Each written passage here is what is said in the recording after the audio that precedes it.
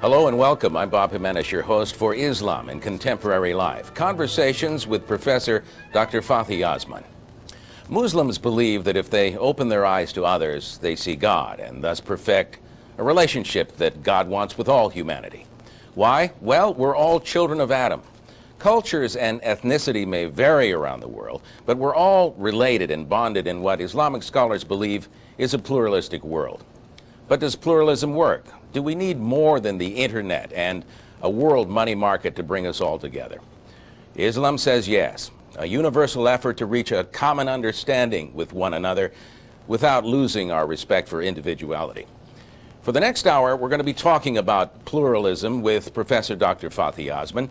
He is a doctor of philosophy, a professor, a lecturer, one of the world's foremost scholars on Islam. He is also the author of a book called The Children of Adam, an Islamic perspective on pluralism. Professor, thanks for being with us. Thank you very much. It's my pleasure. Pluralism was usually referred to in religious terms, but does pluralism now have a wider meaning? Well, yes, because there is a big difference between tolerance, which is an ethical teaching of all religions, and pluralism. Pluralism implies full equality, that there is no difference between any human being and the other. And there is a dynamic implication, because pluralism implies also that these people live together and work together and cooperate with one another. So this is more than just accepting the other and tolerating his existence or her existence. What is pluralism's meaning in religious terms? In the religious terms, this is the same meaning as the most recent meaning, because in religion, all the people are the children of Adam and his wife Eve, and all have to cooperate together, and all are equal. There is no difference. The only thing is that for a long time there was an emphasis on tolerance or coexistence rather than cooperation. Cooperation was left to the individual initiative, but there was no organizational side of it in the whole world. Now, according to the United Nations and the Declaration of Human Rights and so on, we are expecting a sort of cooperation among the people. Then we have pluralism within the country itself, and then the people have to cooperate within their country as citizens. How does pluralism achieved in an individual society, and is it any different in achieving pluralism on a global? Well, I think if people succeed in developing pluralism in a national society, they can succeed in the universal society with some effort. Because here we have the ethnic pluralism, because sometimes the people within the society, within a certain country, may have different religions, have different ethnicities, but when they go outside the country, they may find more diversity, other ethnic groups, other religions. So it might be easier within the national society to have pluralism, but it is a step in, an essential step for reaching the global pluralism. Otherwise, we cannot reach it if it is missing within the national level. But what is it within our society here in the United States that helps us achieve pluralism? I believe that the United States has a unique situation, because it had before the Native Americans, and then it had Anglo-Saxons coming from Europe or others from Europe, Western Europe and Eastern Europe. And in all these mixing, added to the coming of the Asians, the Africans, especially the African Americans and their role in developing the country, all this together make the United States as it is described by those who like the situation, a melting pot, or those who are critical, a salad bowl. Anyhow, there is a sort of mixture in the United States which bring all the globalism, there is a mini globalism in the United States.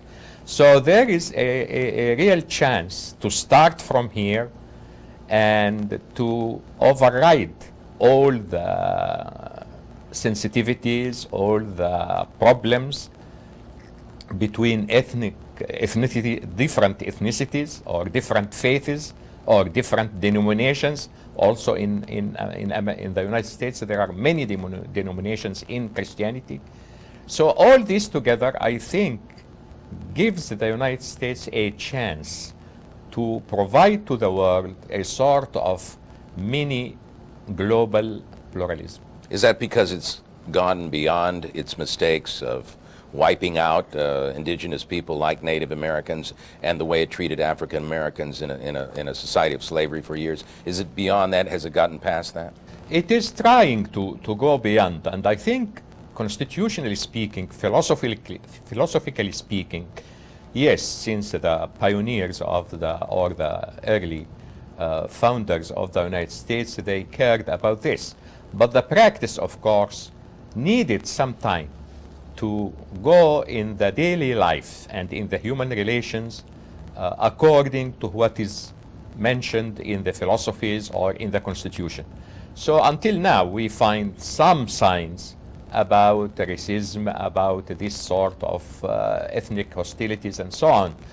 But the people are working hard, the leaders and the people, the writers, the authors, the philosophers, everybody is doing, even the religious leaders, everybody is doing his best or her best to go or to match with the level which was expected 200 years ago by the forefathers.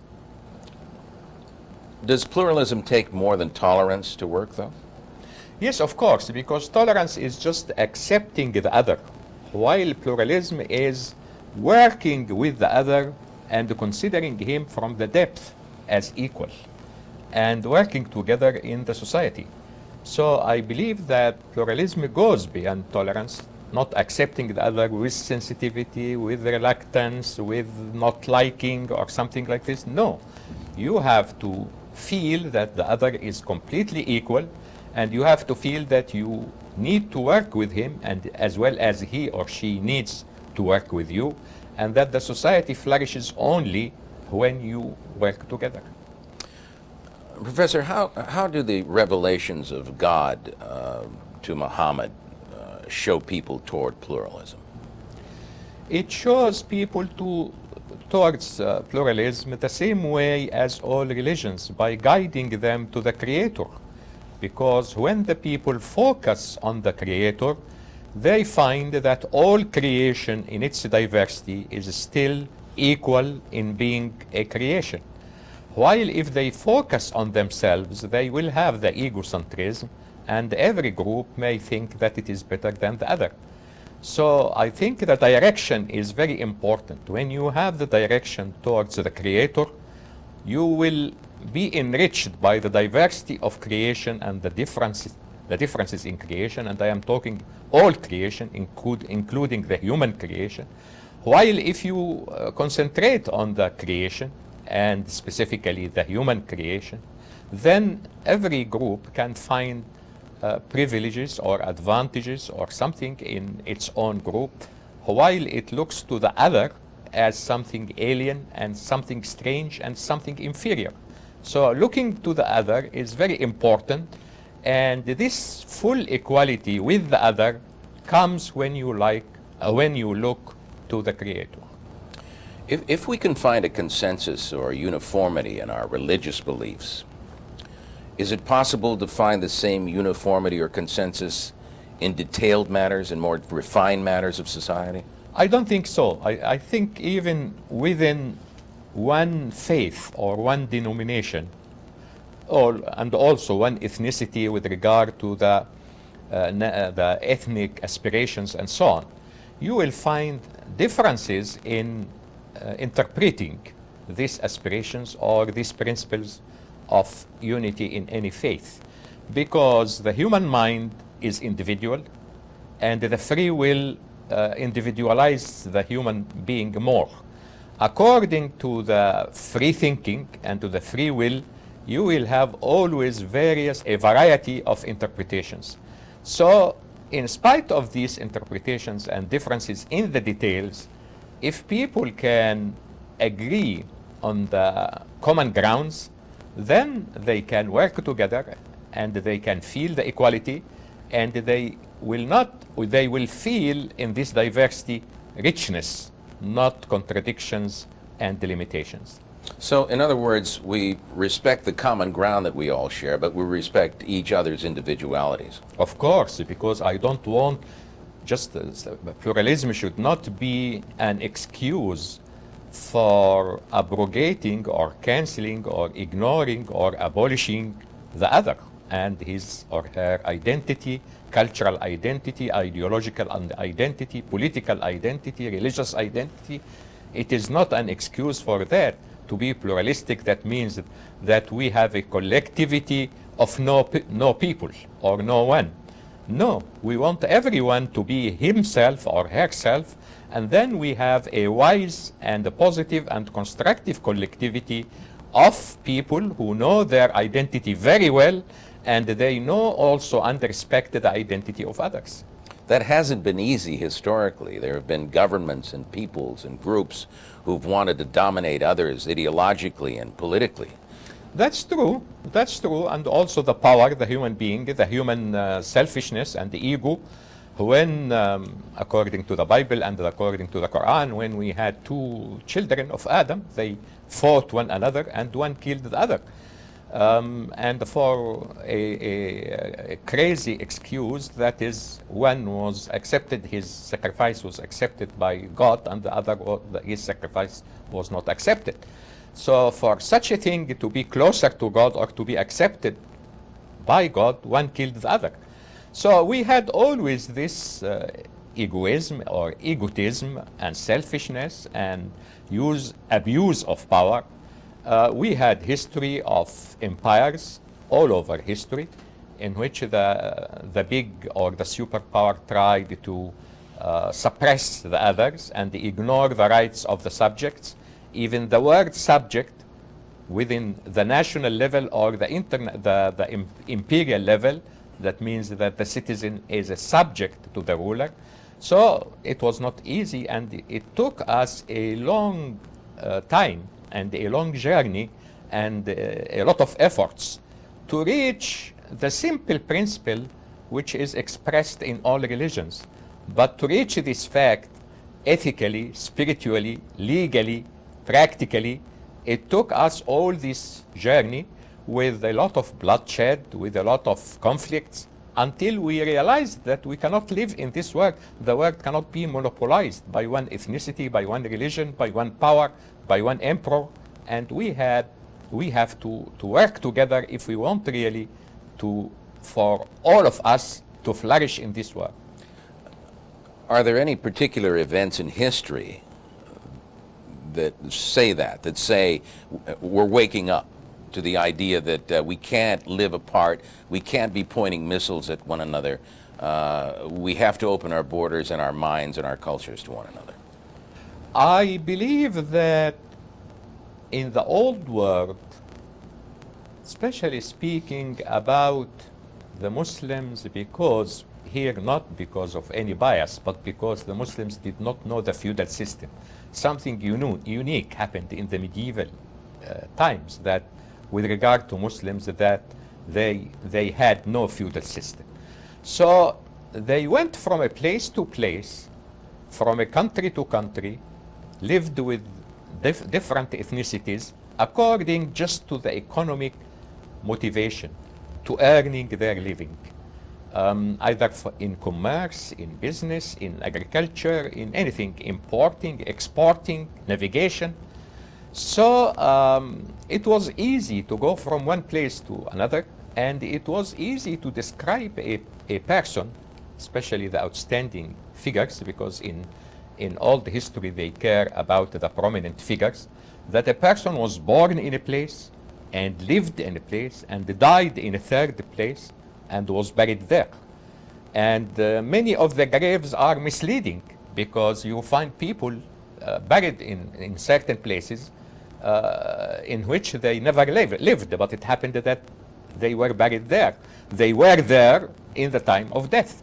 So this dynamism in movement was very easy when we had no empires and no nationalism. There was no special nation, and there was no empire. And even if we have empires, it was easy to go to China in spite of the fact that it is a separate empire. And the emperor, in most cases, would accept foreigners as traders or something, of course, not as colonists. So there was an easier movement, and there was no ideological or practical, political barriers between the people. So it was easy. But after imperialism and after nationalism, both, something bad and something good. Nationalism is not bad in itself to care about certain group of people with whom you have bonds, ethnic bonds, linguistic bonds, cultural bonds, historical bonds. This is normal, and we are not against it. I am with the great historian, British historian Toynbee, that it was abused. Instead of making relations within the smaller group, it tried to make barriers, whether psychological or political, with the other groups. This was the disadvantage of nationalism, that everybody concentrates on himself or herself without this sort of universal look or universal perspective, which we had when we were Christians or Jews or Muslims or whatever, servants of God, and God is the Lord of all.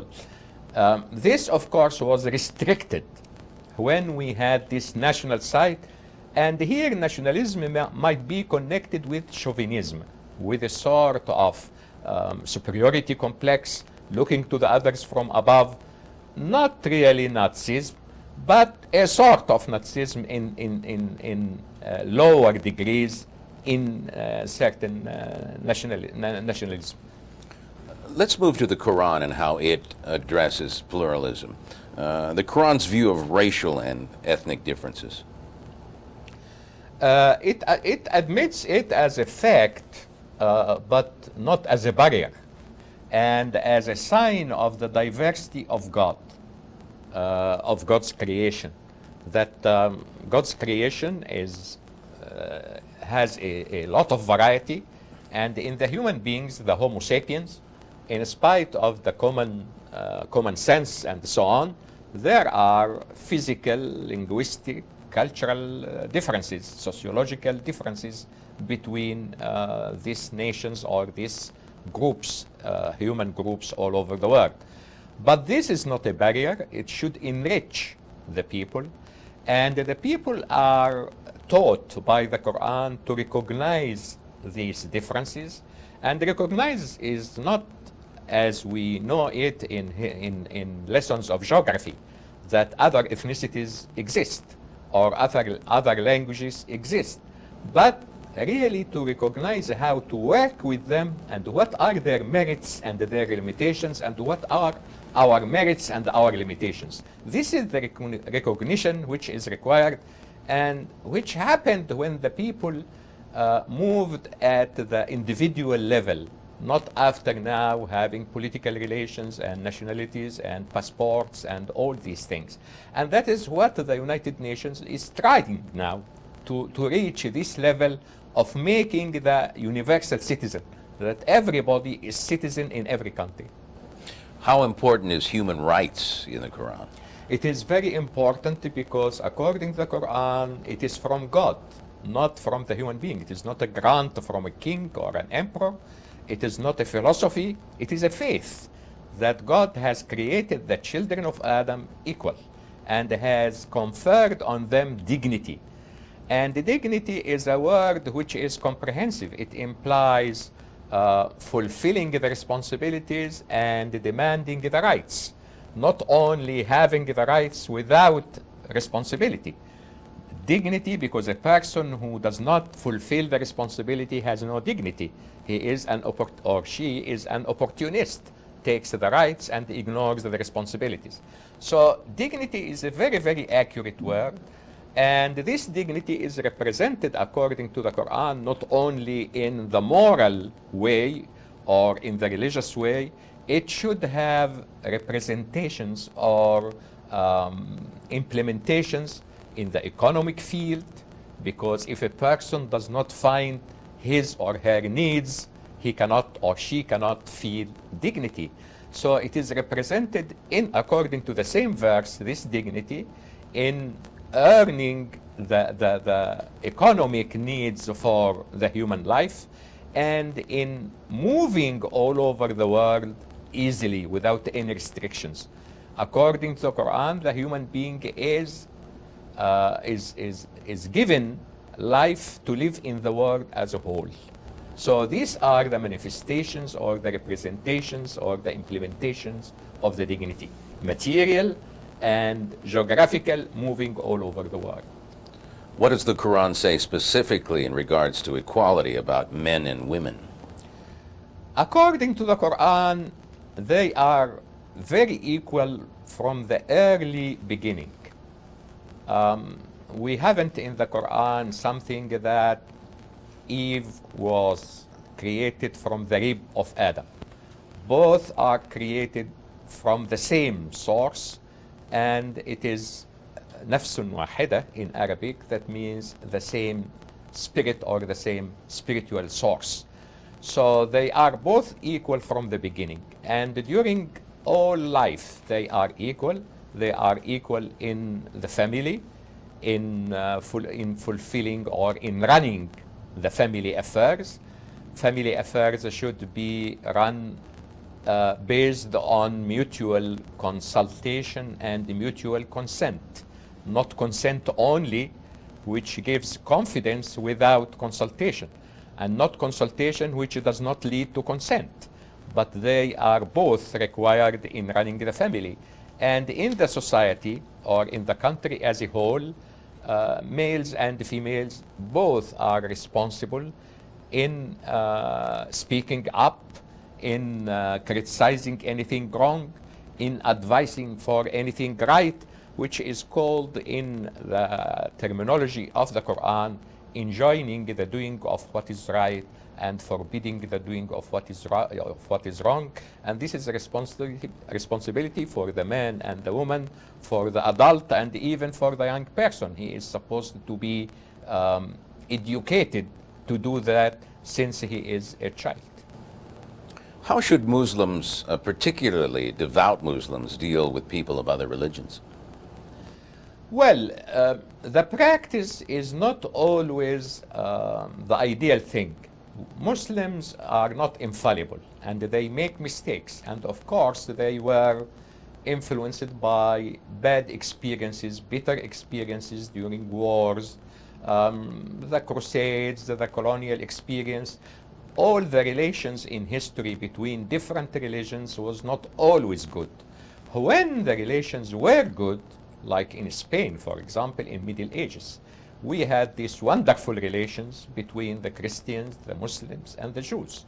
And we had this sort of intellectual exchange between Averroes, who was a Muslim, Ibn Rushd, Maimonides, who was a Jew, and Thomas Aquinas, who was a Catholic.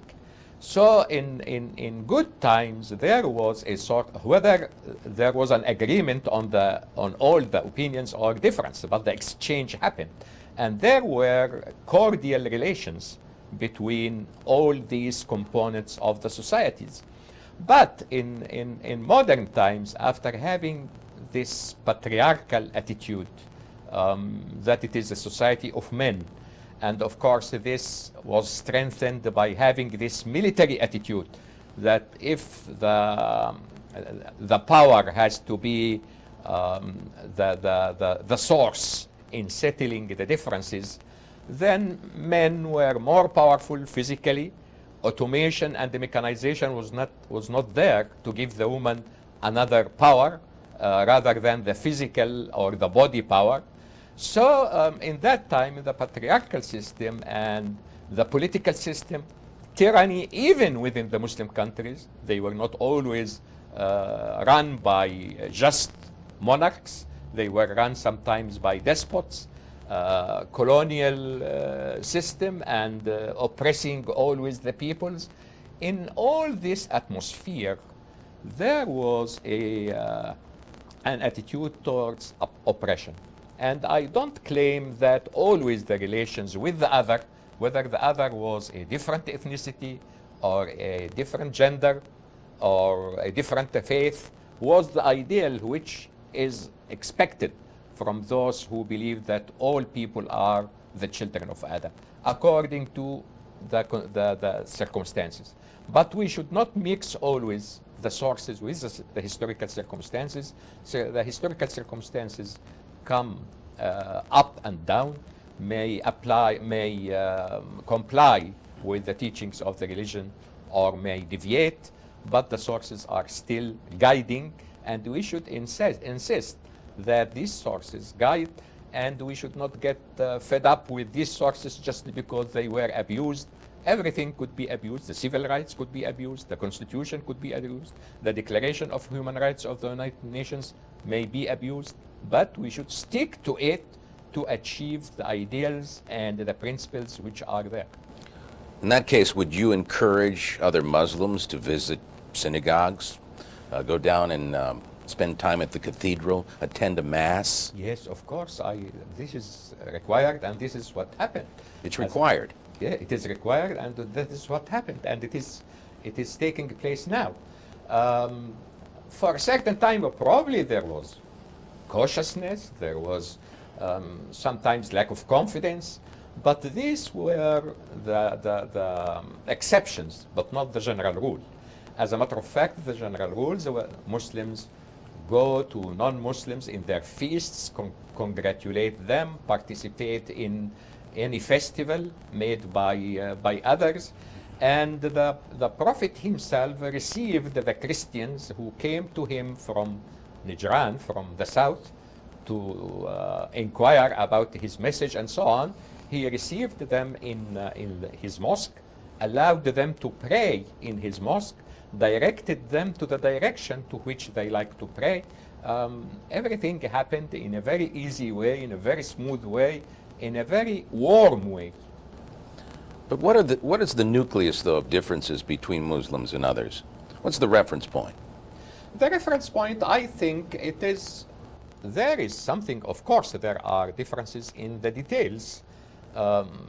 We believe or we worship the one God, but who is this one God, and how can this one God be described? Here we have differences.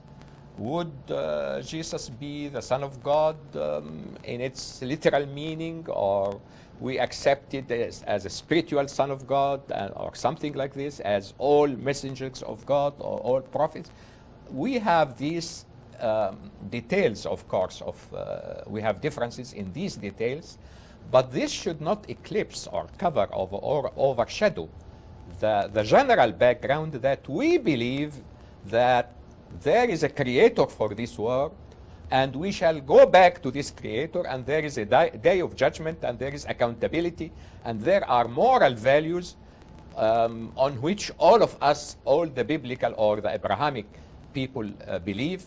We believe in all this, and this is more than common grounds for agreement. But differences are there, and the differences should not.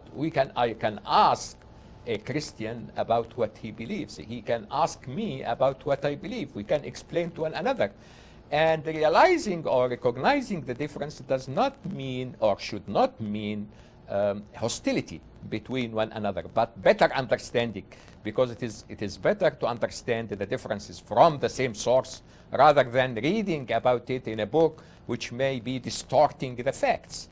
So this sort of dialogue, of conversation, of better understanding is required. And this happened. I believe I spent my childhood in Upper Egypt, in a small town, in which my mother was used to to talk about the priest of the area as our father, Abuna.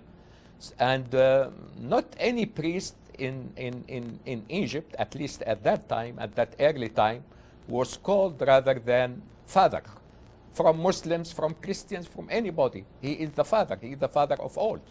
And participating in all the festivals, in all the occasions here and there. Sometimes these Christians were raised to very high places, positions, even in Middle Ages under the Islamic Caliphate and so on. Some of them were ministers, some of them were high administrators, some of them were very, very successful businessmen. It happened that when the people have self-confidence, it is very important, because when you have no self-confidence, then you begin to be suspicious about everything. And you have the conspiracy thinking about anyone else. But when you have self-confidence, you look to the others as equal, and they cannot hurt you because you have this self-confidence. After the colonial period and the missionary activities and all this and what happened, of course the self-confidence of the Muslims was shaken. And accordingly, we find this sort of conspiracy mentality, which is still until now, that many people, anything good, anything positive, can hide something if you wanted to think bitterly about anything. So this is the situation. Religions are so powerful in the world, though. I mean, look around historically. The differences between the Protestants and the Catholics in Northern Ireland, the Palestinians and the Jews, the fight over Jerusalem, and whether it should be belong only to the Jews or it should be the property only of the Palestinians. These emotions are so strong that one has to ask, are there any limitations, though? Are the beliefs so strong that they really impose limitations of reaching out and joining one another? I believe that the limitations are in the guidance of God, and that's why everything within the guidance of God, it has limits. And the limits or borders of any feeling, of any principle, legally or ethically, should be guided by the Lord of the universe and the Creator and the Lord who gave us this religion, but allowing this religion to the people to interpret it according to their instincts and reflect on the divine message all the human limitations and the human faults and failures, of course, would lead to this. The point is that we do not admit or we do not like religion to guide the people anymore, but the religion is there within the spirit and the heart and the mind of every person, and it is working, whether we like it or not, and in a good or a bad way. So what we are saying is, let the Creator or let the Lord of this world, of this universe, guide the people how they should worship Him. Otherwise, they would be mistaken in any extreme. In extreme of thinking that they should annihilate or terminate all the other religions, or the extreme of leaving the religion completely, and then other gods will come, false gods will come, and they will kill one another under another name. Because we were always afraid from religion because of the bloodshed as a result of it. The bloodshed didn't stop for imperial reasons, for ethnic reasons, for class struggle, for anything. It continued because it is with the human instinct, with the human creation. And the religion, because it is from the Creator who creates the human beings and who know the positives and negatives of these human beings, the good and the evil, can guide the person in and nurture the good in every human being and restrict the evil in every human being, because they are there. And this is the implication of the free will, that the free will is there and any person can do good, can do bad, can understand good, can understand right, can understand wrong. So here we should give the guidance, give the compass to the creator of it, so that the ship would be directed to safety and security in this ocean with these severe waves and storms. Historically, how have non-Arabs been treated by Arabs? Was Well- there a great deal of tolerance and understanding? Yes, definitely. Under a certain time, I think if we take the early period, it was the ideal period because the teachings of the religion were fresh at that time, the early caliphs. Under the Umayyads, who followed the early caliphs, there was a sort of Arab chauvinism for a certain time. They looked to the others as people who of inferior stage, but this sort of injustice was reversed suddenly because many of these different ethnic groups or different ethnicities and races and languages and cultures became Muslims and could reach the leadership. And this happened very easily. After the Arabs, a long time of leading, of Arab leading or Arab leadership of the Muslim world, maybe a century or something, we had after this only century, all the following centuries until now, there are the non-Arabs leading the Muslims before nationalism. The caliphate came under the Persian influence, the Turkish influence, and we had leaders from the Turks, we had leaders from the Persians, and there was no sensitivity at all from having, as a matter of fact, it was the equality of Islam here might lead to some disadvantage that the people did not think about whether the leader really is capable of leading or not. They just look to him as a Muslim and he is our brother from Persia or from Turkey or from whatever ethnic group, and he is supposed to have a chance. As a matter of fact, nationalism gives some restrictions that you do not like a foreigner to rule you.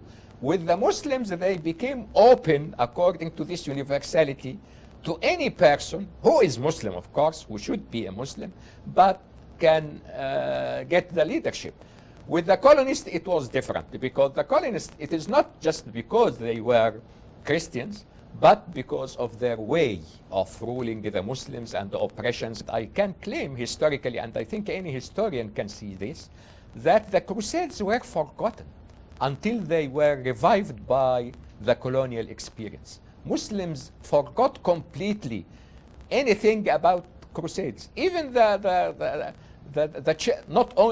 only people who studied this were children at schools.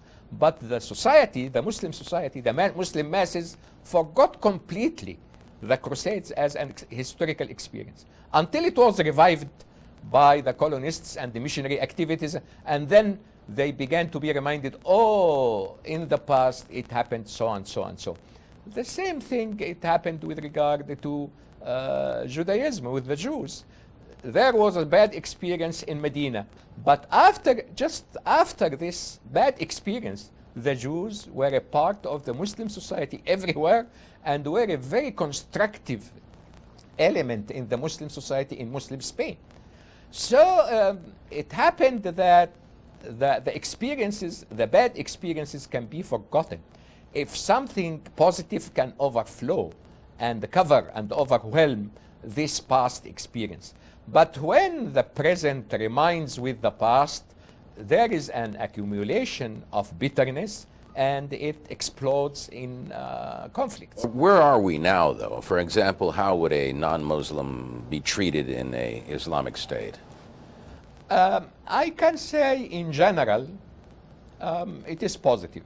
But I should be fair to say also that there may be individual cases in which there might be some injustice or some conflicts. But these sort of things should be contained by, and it is contained by the wise people in both parties. I don't think that any leader who feels his responsibility or her responsibility would encourage this. So there are certain individual cases, but fortunately, they are considered individual, not a general rule in any place where Muslims and non-Muslims are there. But they can practice their profession. They Of can course. compete economically. Of course. They can practice their religion. Of course, and their churches, their synagogues are protected by the Islamic law, are protected by the Islamic security forces, not only just in the modern state. It is in the Quran that Muslims should protect mosques, synagogues, monasteries, and churches by name specifically. That legitimate defense should be offered only to defend these places when they are attacked or when the religious freedom is under any sort of attack. So they had their own synagogues, church, freedom. Sometimes they had their own courts in the Middle Ages to deal with their marriages, divorces, inheritances, or something like this. If they do not want to apply the Islamic law, they can go to the general court to apply the Islamic law, or if they like, they have their own special courts, religious courts. Sometimes they, not some, in all the history, they had their own processions, parades, festivals, everything. I think they had full freedom according to what is meant by freedom or rights in the Middle Ages. We cannot, of course, expect that a caliph would be a Christian, for example. In the Middle Ages, this was impossible because the state was based on a certain religion. And the concept of general citizenship or citizenship for any person from any religion and the relation to the nation or to the country or to the land, not to the religion, was not there. So it is unfair to say, well, they were not caliphs or they were not kings. This would not happen in the Middle Ages in any country. Also in Christian countries, you cannot expect a Jew to be a king or to be a monarch or to be a minister. But within the general concepts or the general background of the Middle Ages, they had very good chances of equality. Sometimes there was injustice, but also injustice was inflicted on Muslims in the same time. Some despots, of course, mistreat Muslims and non-Muslims, and it happened that they tried to suck or to exploit the rich people. Many rich people were non-Muslims, so of course they suffered. This happened in history, but it was not meant against a Christian because he was a Christian, but because he was a rich person. And also the Muslim who was rich might be exploited by a despot. This happened in Middle Ages. Talk some more about the Spanish Inquisition. Well, the Spanish Inquisition, as a matter of fact, it is a pity, because I understand that political power can go and can be lost and so on. So those who lost their power to the Muslims can come back and rule and so on.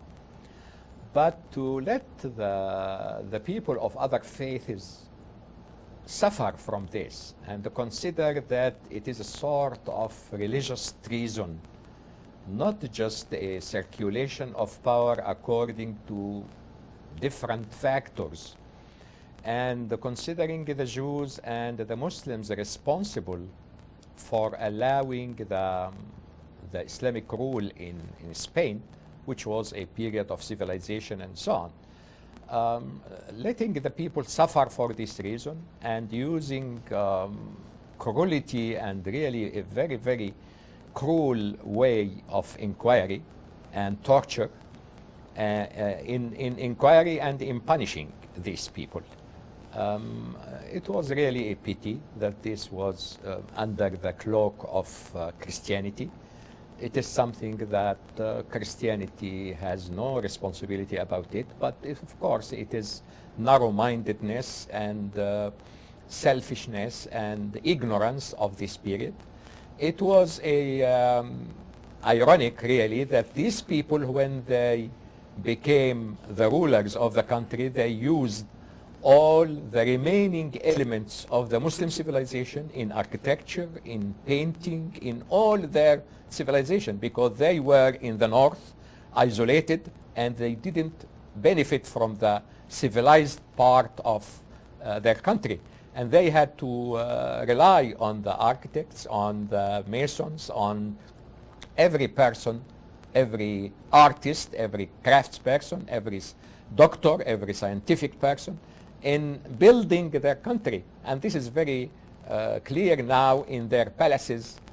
When we saw them in Spain, we find that Arabic is there because the Arabic was the decoration. Sometimes they put something that they do not know its meaning because they rely on Arab or people who know Arabic, and Arabic was used in decoration, and it was used in their palaces.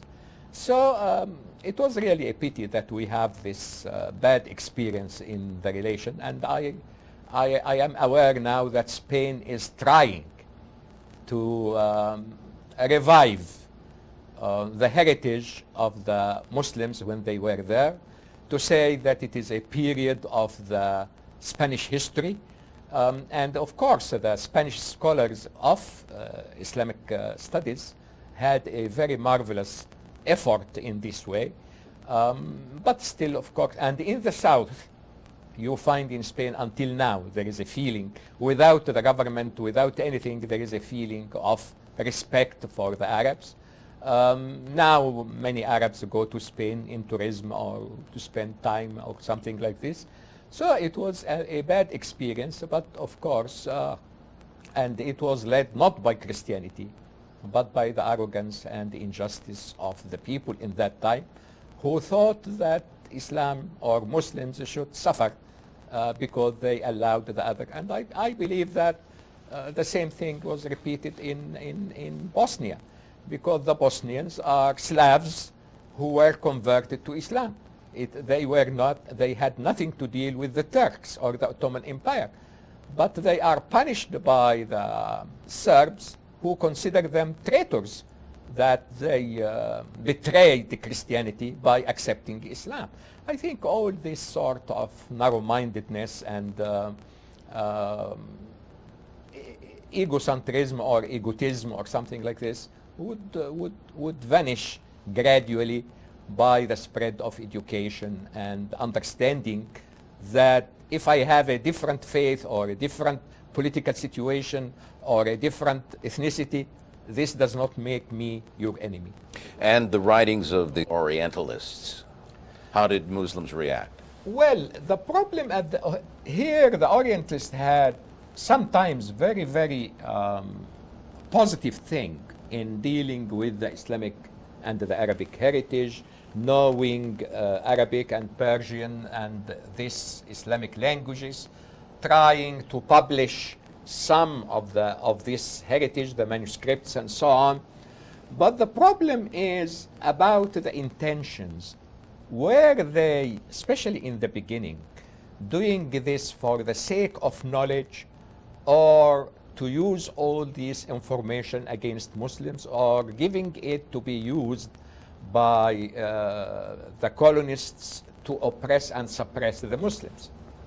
Noticing that this movement started under the patronage or under the sponsorship of the ministries of colonial affairs and under the church and the missionary bodies, of course, it made this effort directed towards picking up certain points and exaggerating them and picturing, giving an image for the Muslim civilization or for the Muslim history, that it was a history of evil, of cruelty, of war, of bloodshed.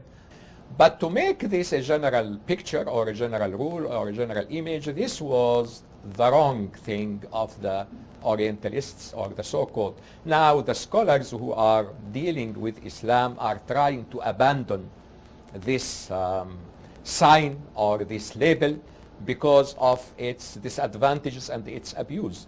They call themselves now, no, we are not Orientalists anymore, because Orientalists devoted their efforts mainly to studying Arabic or Persian or whatever, and these sources and so on. No, we are now either sociologists or political scientists or literary scholars or whatever, philologists, linguists, but we are not Orientalists anymore. This proves that the name has not become so respectable, especially in the scholarly area. And they are trying now to say, no, except in Germany. You cannot find a person called Orientalist now except in Germany. But in France, in England, in the United States, in many countries, they say, we are scholars who are studying history, social sciences, political sciences, economics in the Muslim countries, but this does not mean that we are Orientalists in the meaning that the Orientalist devotes his effort principally to the language and to the Quran. No, we are not like this now. So this movement, of course, considering that their students became the elite of the Muslim countries during the late 19th century and the 20th century, where the early professors at national universities in these Muslim countries, they gave a bad image of the Muslims and of the Muslim civilization. But now we had these sources which of Western scholars who talk about the book of Sarton, Introduction to the History of Science, and speaking about scientists, Muslim scientists, and the role of the Muslim scientists in the universal history of science and their contributions and so on. Bertrand Russell, who cannot be described as an advocate of Islam or a friend of, and he spoke about the Muslims and their experimental attitude in science, not just the speculative attitude like before. It was now the situation the equation has become more correct, and the situation has been reversed, and we look now to the scholars, the genuine scholars of the West, as good historians and who could prove really the glories of the Muslim civilization. In your book, Children of Adam, an Islamic Perspective on Pluralism, you write, let me quote you, Islamic civilizations have reflected in their history the pluralism emphasized in the message of Islam and its laws. Exactly how did that happen? It happened in all the fields of daily life. Let us talk about business. They were people who are doing business in the same commercial area, which might be called bazaar or whatever, and we may call now the mall or whatever, the area of business. You will find non-Muslims with the Muslims, non-Arabs with other ethnicities. You find also in the positions of the state, as a matter of fact, for a long time, the physicians of the court were non-Muslims. And sometimes some of them were the leaders of their communities, the non-Muslim community, and in the same time the physician of the caliph. So we do not find, all the services were given by the state to every person according to the law and according to the practice. They would not dig a canal or pave a road because it helps Muslims or serves Muslims, and when it doesn't serve, it serves non-Muslims, they refrain from this. All the services of the state, economical services, social services, even giving the poor. It was reported that the Caliph Omar, once he was walking and he saw an old man begging, and he realized that he was a Jew, and he told the treasurer to give him from the money of the zakat, because he's a poor like any Muslim poor, and he should get the assistance of the state. So as a matter of fact, all the services, all the assistance, all the help was given to them, equal opportunities, And this was represented even on the political arena when they could climb the ladder to the highest position, minister of the state. But, Professor, can the advantages of Muslim society be revived today, and if so, how? Well, I believe that the shortcut is to rely on the guidance of the creator of the human being, and who knows the human psychology and the human mentality. So if we stick to the guidance of God, and instead of isolating the person from religion or leaving the person to interpret for himself or herself the guidance of religion, we should realize that the separation of the state and the church does not mean the separation of the state or the society from the guidance of God. This should be represented in words and in practice to the people.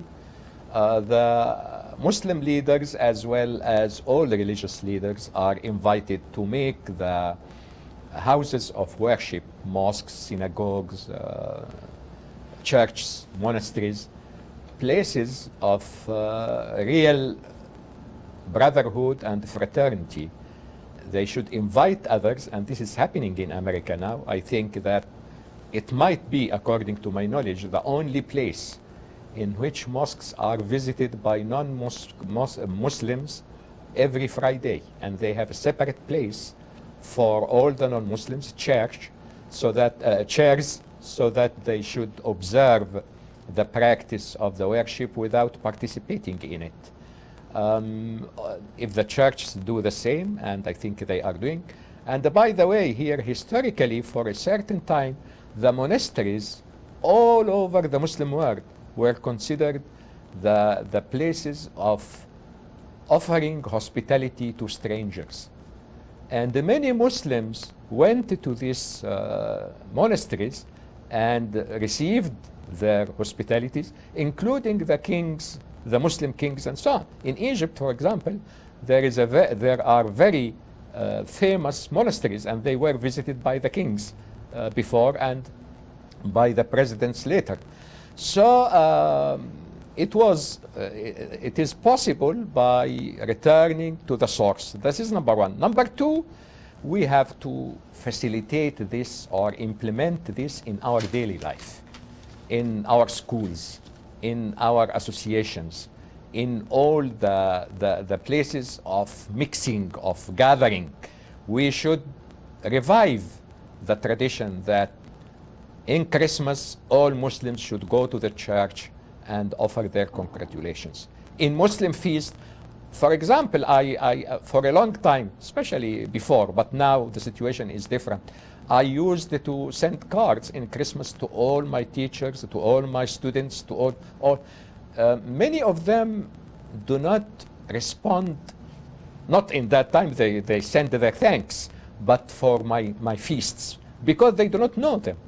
But now there is a sort of recognition of awareness. One of the goals now of what we are doing in the school district, in public schools, is to let all children know about the Muslim feasts.